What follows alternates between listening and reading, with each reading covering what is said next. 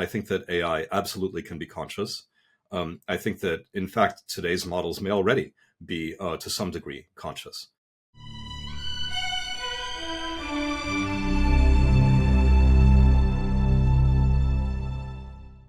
Blaise, here's our favorite question. One of the favorites in your book, certainly one of my favorites. Everybody's talking about it. Will AI ever have subjective experience?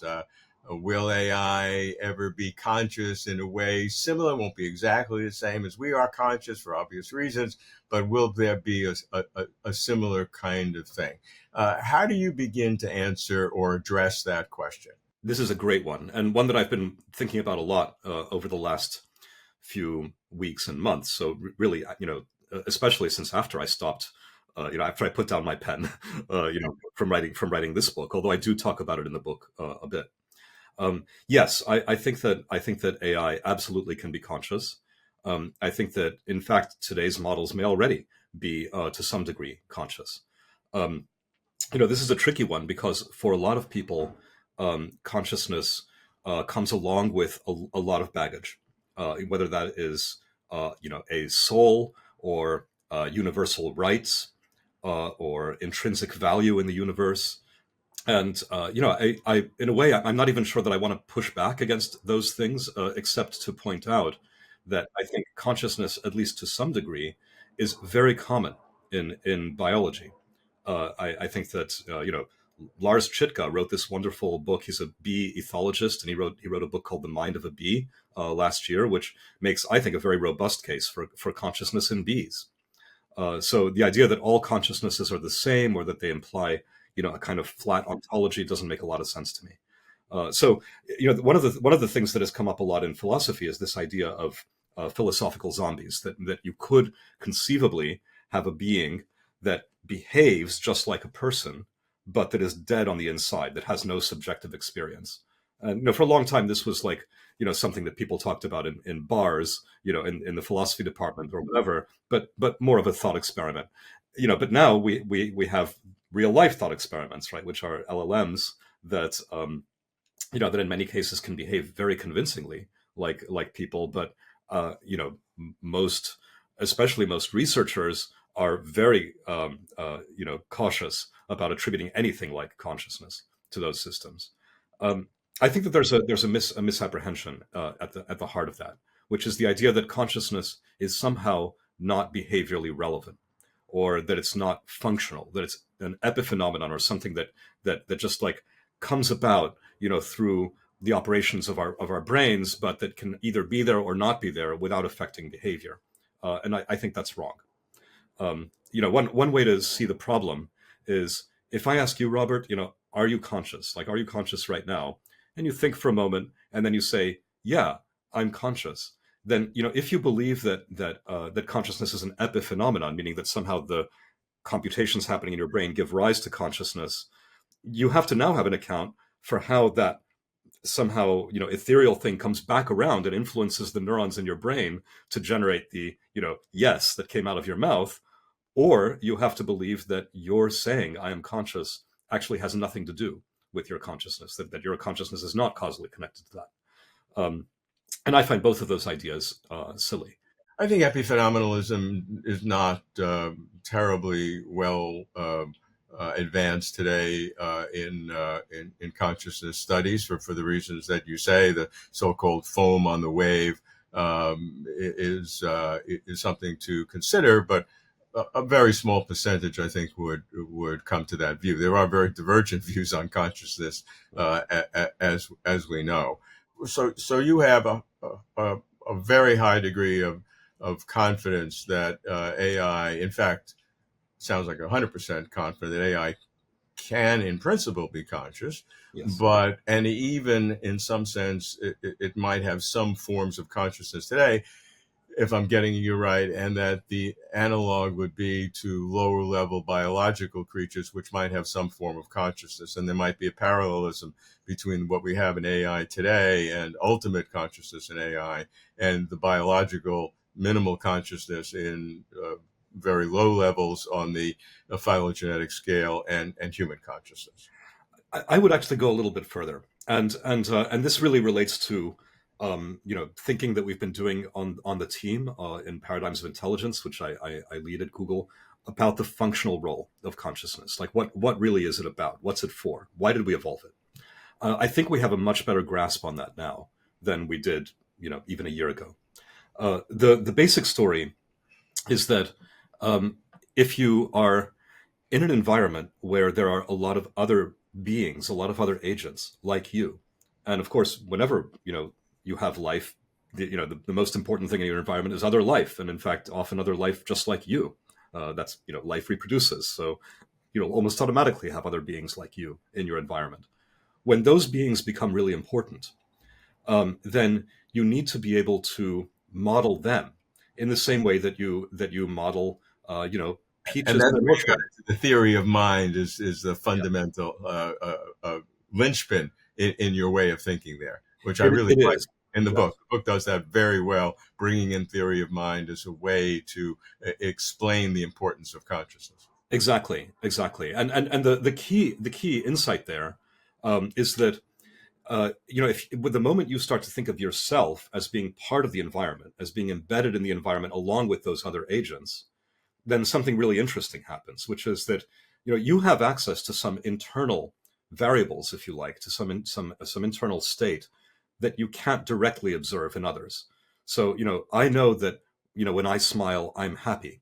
I can see other people smile, but if I realize that they are like me, then I know that when they smile, they're happy.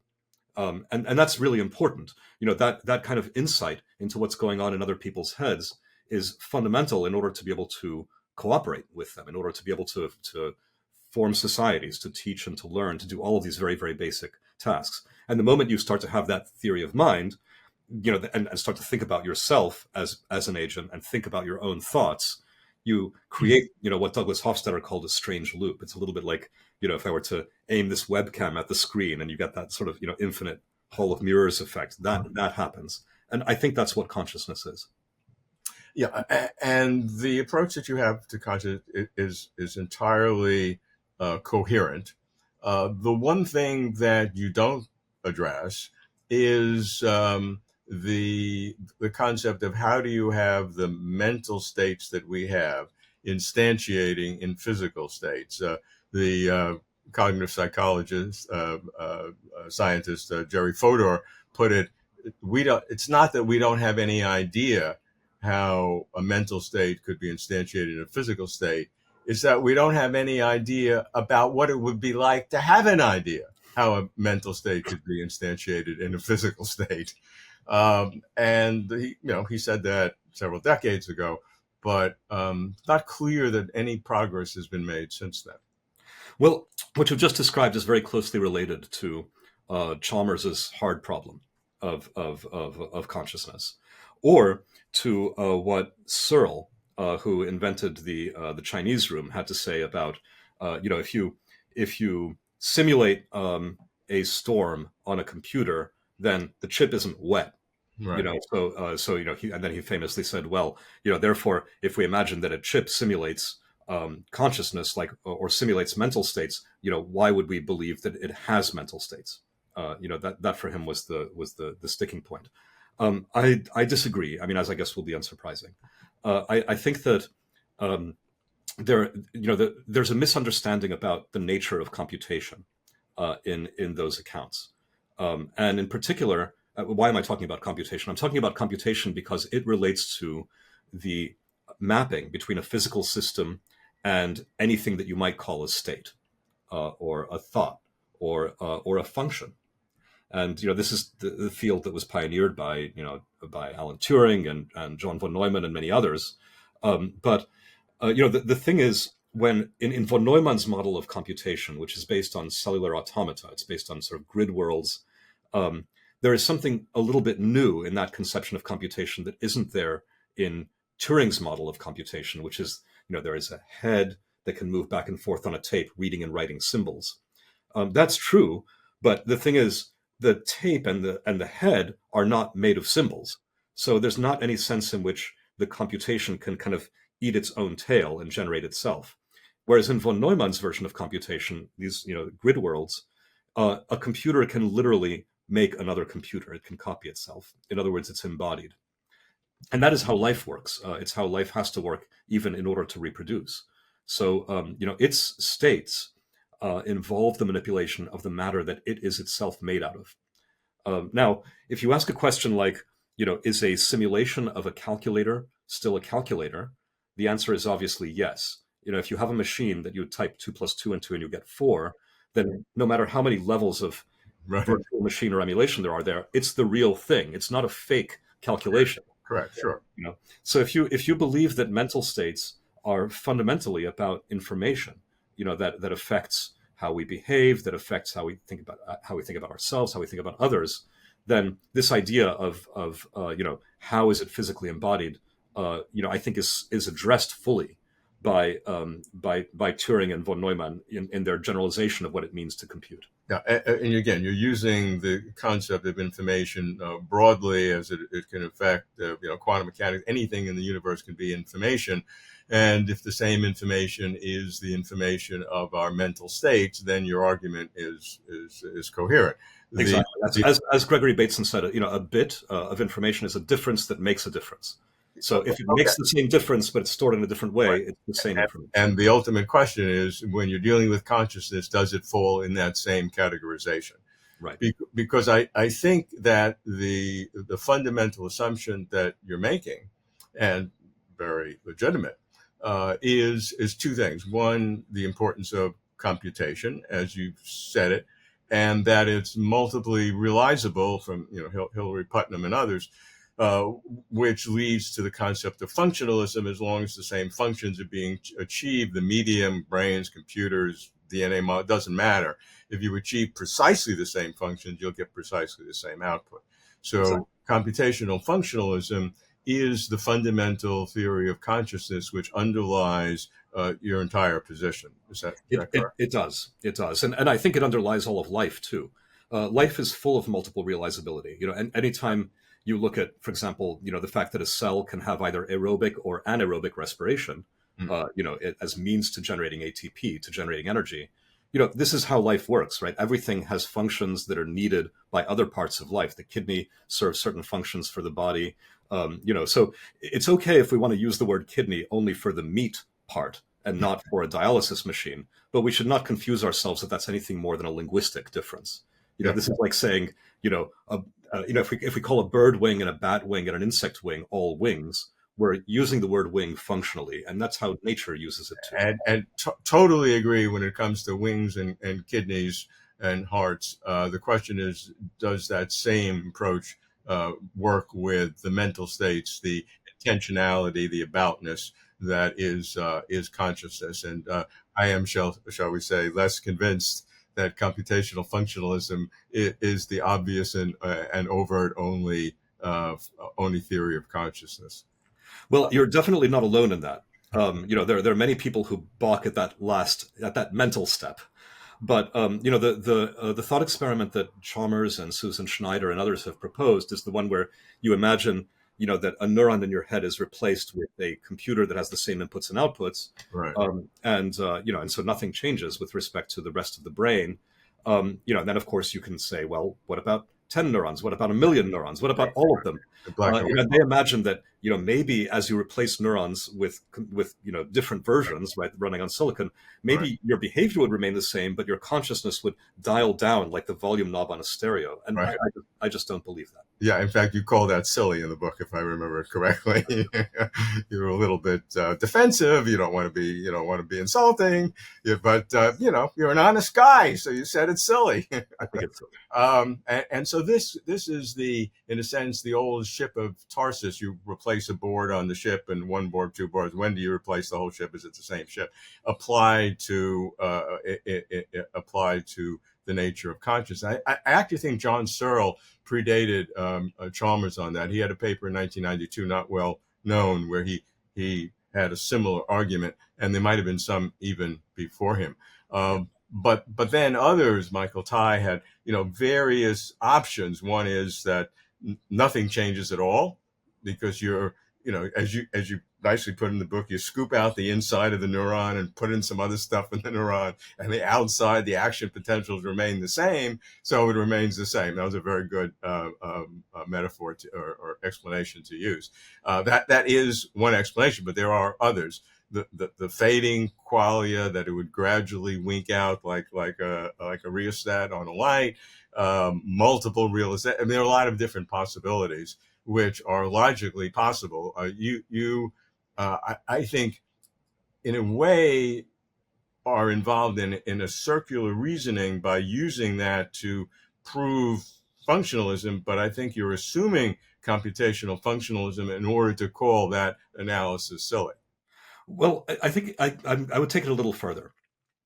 Everything that we know about physics, going all the way down to quantum mechanics and the way we write down the equations for the interactions between two electrons or something, they're all about relationships.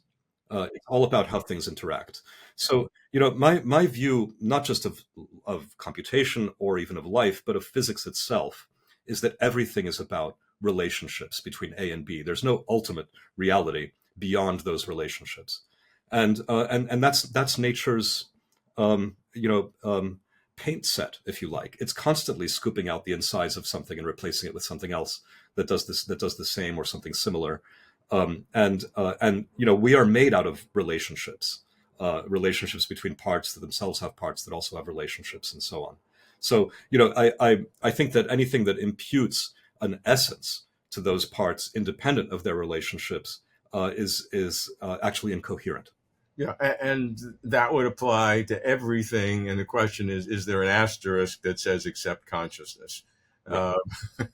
So that's and if you believe yes, then I think that you are making a fundamentally non-scientific statement, because that's inherently untestable.